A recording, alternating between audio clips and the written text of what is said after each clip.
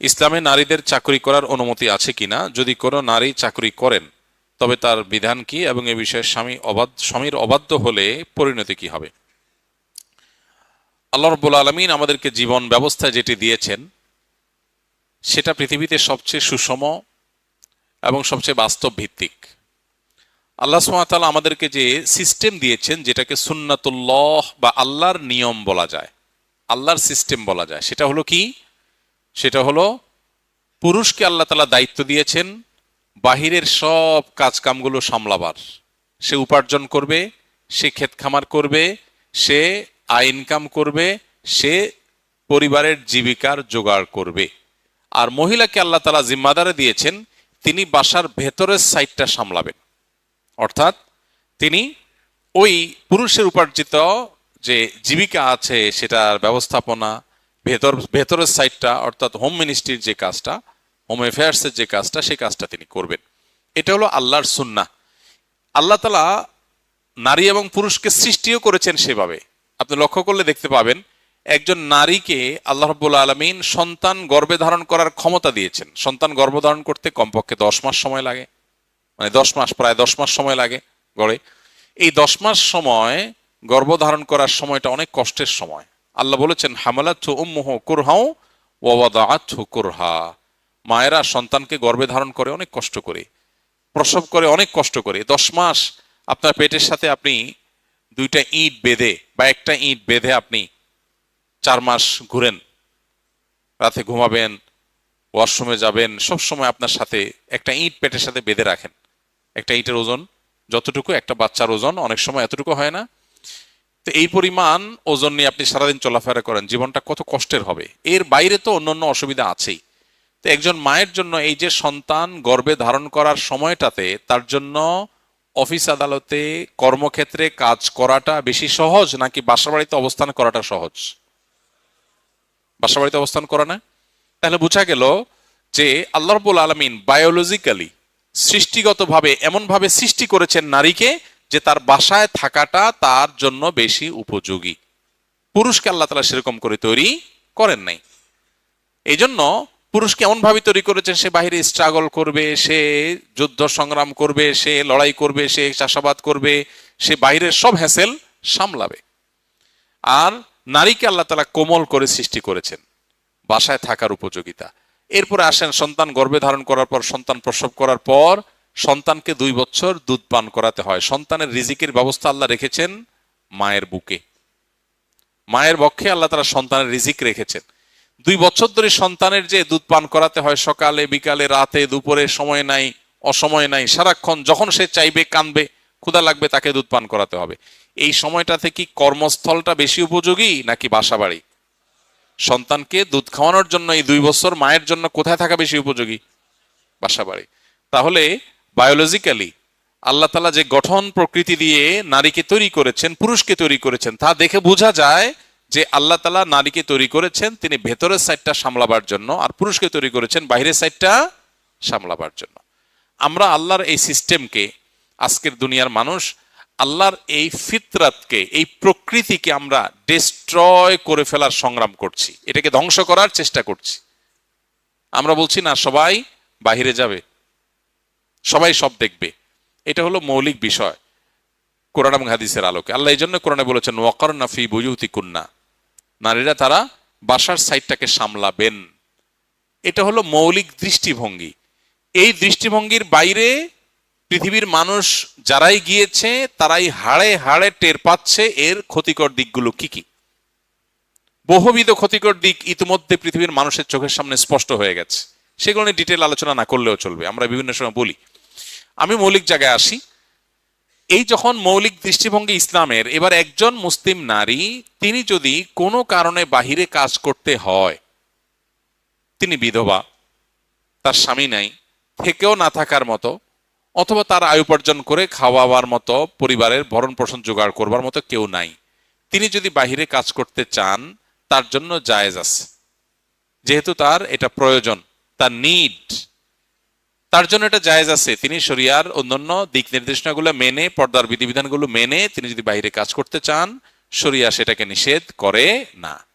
তাহলে মহিলারা কাজ করতে চাইলে জায়েজ আছে, সেটা শর্ত সাপেক্ষে। আর যদি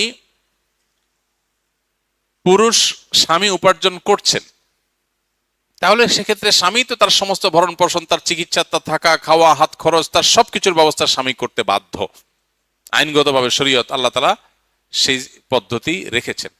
তাহলে তিনি বাইরে কাজ করার তো দরকার হয় না। এরপরেও দরকার কখনো হতে পারে তার মা অপারক, বাবা অপারক, তাদের অসুস্থতা আছে, তাদের জীবিকার ব্যবস্থা নাই, ভাইরা আছে থেকেও দেখাশোনা করছে না, অথবা ভাইরা নাই, তার নিড আছে, প্রয়োজন আছে, এরকম যদি হয় সেক্ষেত্রেও তিনি বাইরে কাজ করতে চাইলে কাজ করতে পারবেন। তবে এক্ষেত্রে তার স্বামীর অনুমতি লাগবে। কারণ নারীদেরকে তাদের সুশৃঙ্খল জীবনযাপন, একটা সুন্দর সুষ্ঠু সংসার জীবন যেন সুন্দরভাবে চলে, সেজন্য আল্লাহ তাআলা পুরুষকে দায়িত্বশীল করেছেন। একটা দোকান, একটা মুদি দোকান দুইজন মানুষ চালায়, তাদের একজন মালিক থাকে, আরেকজন কর্মচারী থাকে, একজন সিনিয়র থাকে, আরেকজন জুনিয়র থাকে, একজন মূল দায়িত্বশীল থাকে, আরেকজন তার সহকারী থাকে।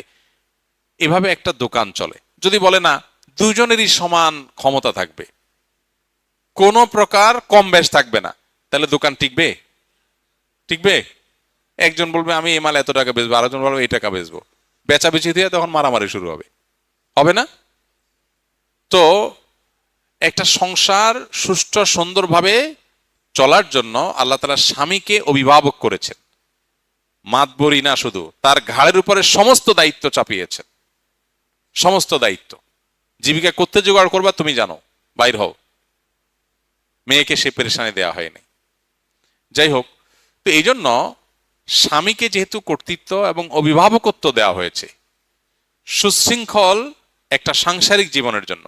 আপনি পশ্চিমা পৃথিবী যদি তাকান, দেখবেন স্বামী স্ত্রী যে সংসার গড়ে, তারা প্রায় প্রত্যেকটা ওয়েস্টার্ন কালচারের দেশে দেখবেন তাদের কালচারটাই এরকম যে স্বামী স্ত্রী দুজন মিলে সংসার করে, ওইটা যেন একটা ম্যাচ করেছে, ম্যাচ। আমাদের ম্যাচ সিস্টেমে থাকি না, ওই রকম ম্যাচের যেরকম পার্টনার থাকে না, যে ঠিক আছে রুম ভাড়া 2000 টাকা, তুমি 1000 দিবে, আমি 1000 দিব, দুজন মিলে থাকলে। হ্যাঁ, বুয়ার বেতন এত টাকা, তুমি অর্ধেক আমি অর্ধেক দিবা, ঠিক আছে তুমি বুয়ার বেতন দিবা, আমি তাহলে পানির বিল দিব, আমি গ্যাসের বিল দিব, তুমি বিদ্যুতের বিল দিবা, এবার ভাগযোগ করে নেয় না? বা যা খরচ হয় 50-50 করে না? ওয়েস্টার্ন কালচারের প্রায় সবগুলো দেশে, অলমোস্ট বেশিরভাগ ফ্যামিলিতেই এই সিস্টেমে তারা চলে। স্বামী স্ত্রী দুজন মিলে বাসা ভাড়া নেয় এবং যত খরচা হয় তারা দুজন ভাগযোগ করে দেয়।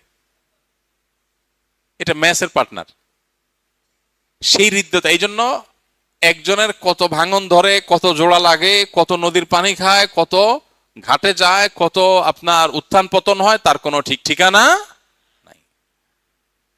এইটা সুন্দর নাকি মুসলমানদের মধ্যে যে দাম্পত্য সম্পর্ক আছে, সাংসারিক জীবন আছে, এখানে স্বামী স্ত্রী সংসারটা শুরু করে, স্বামী বাহিরের সাইড দেখে, স্ত্রী ভেতরের সাইড দেখে, এরপরে তাদের মধ্যে এমন সম্পর্ক হয়ে যায় যে স্বামীর সকল সম্পদে আসলে স্ত্রীর কর্তৃত্বই থাকে। দিন শেষে মাতবরিটা হয় কার? বউয়ের। বিয়ের পরে প্রথম স্ত্রীরা একটু চাপে থাকে, কিন্তু আস্তে আস্তে আস্তে আস্তে তার মাতবরি, মাস্তানি, কর্তৃত্ব এগুলো এমন বাড়ে, ছেলে একটা হইছে, ওইটা আস্তে আস্তে আস্তে যত বড় হয়, কার দলে আসে? মায়ের দলে না বাপের দলে? মায়ের দলে। এরপরে এদের ঘরে আবার বাচ্চা কাচ্চা যদি হয়, এগুলো কি দাদির সাথে থাকে না দাদার পক্ষে যায়? সব দেখবেন মহিলার পক্ষে। অর্থাৎ যত বাচ্চা হয় আস্তে আস্তে তার বাহিনী বাড়ে, বাহিনীর সদস্য বাড়ে। জোয়ানকালে যেই পুরুষ বাঘের মতো বউরে উঠাইতে বসাইতে সকাল বিকাল, বুড়াকালে সে আস্তে বিড়ালের মতো হয়ে যায়। কারণ তার কোনো লম্বা গলায় কথা বলার সুযোগ থাকে না, বুড়ি যা বলে সেভাবেই সংসার চলে। ঠিক না বেঠিক? ইসলামের সৌন্দর্যটা এখানে। ইসলাম বলে মেয়েদেরকে একটু সবর করো, সাংসারিক জীবনে একটু সবর করো। ননদ জ্বালাতন করে, দেবর জ্বালাতন করে, উল্টা পাল্টা করে, অন্যায় করে, ওরা অবশ্যই অন্যায় করে, কিন্তু তুমি সবর করো। শুরুতেই অস্থির হয়ে সংসারটা ভেঙে ফেলো না। নদীর কূলের ঢেউ দেখে এত ভয় পেও না, সামনে অগ্রসর হও। ও কূলে যেতে হলে সামনে অগ্রসর হতে হবে। একটা পর্যায়ে দেখা যায় সব কর্তৃত্ব মহিলার হাতে আস। অলমোস্ট 99% ফ্যামিলিতে মুসলমানদের এই অবস্থা না, যে বুড়া বেচারা বাসায়ও জায়গা থাকে না, মসজিদে এসে বসে থাকে, মসজিদ থেকে বের হতে চায় না। মুয়াজ্জিন সাহেব, খাদেম সাহেব বলে চাচা বাসায় যাবেন না, দরজা লাগাবো। বলে যে তোমাদের জ্বালা একটু ইবাদত বন্দেগীও করা যায় না। আসলে কাহিনী কি? আসলে কাহিনী হলো বুড়ার বাসায় খাওন নাই, বেল নাই, ওখানে রাজত্ব কর্তৃত্ব সব দখল করে নিছে কে? বুড়ি। এখন বুড়া কি করবে? মসজিদে এসে বসে থাকে, চায়ের দোকানে বসে থাকে, বেল নেই, ও ভেতরের জগৎটা ছোট ডাল বুড়ির। বুড়া যদি লাইনে থাকে তো আলহামদুলিল্লাহ, বেলাইনে থাকলে দৌড়ের উপরে। ঠিক না ঠিক? আহা, কত সুন্দর।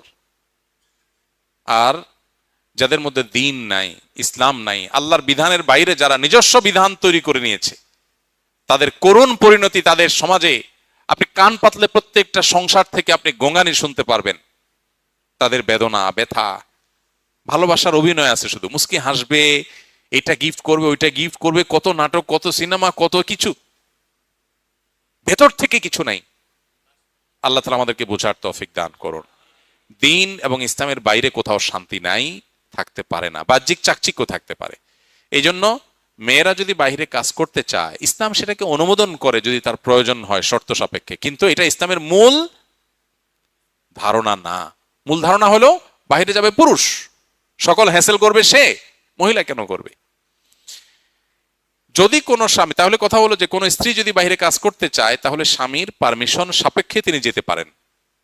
যেহেতু স্বামী অভিভাবক যেহেতু, অতএব একজনের কথা তো মানতে হবে। একটা দোকানে, মুদি দোকানে দুজন লোক থাকলে একজনকে দায়িত্বশীল মানতে হবে, নাকি দুইজন সমান পাওয়ারে থাকলে চলবে?